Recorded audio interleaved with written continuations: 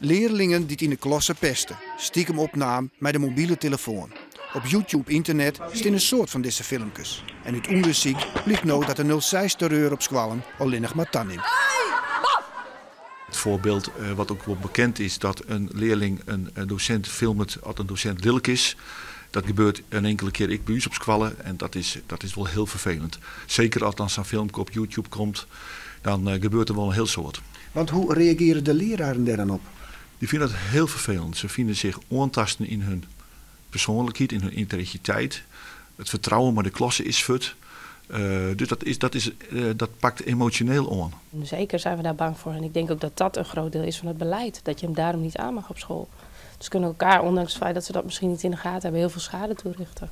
Ook Frieske scholen nemen daarom strengere maatregels tegen telefoonmisbruik in de klasse. Bij sms'jes wordt de telefoon 3 dagen ingenomen. Nou, dat is wel 1 keer gebeurd. Maar toen moest ik ook gelijk naar de directeur toe. En toen? Ja, toen moest ik praten met hem. Waarom ik dat had gedaan. En toen kreeg ik hem later wel weer terug. En dan vind je het niet erg genoeg, zo van ik doe het niet meer, je gaat gewoon door? Ja, als het kan wel. Als ze mij niet in de gaten houden, dan wel. Als je onder de les een sms krijgt, beantwoorden ze dan? Soms wel. Als het kan wel, was net. Wat bedoelt je als het kind? En oors net? Nou, als een lerares of zo net oplet of zo, ja, dan was het stiekem. Met mij net? Nee, dat weet ik maar. De meisjes vallen net in deze wereld.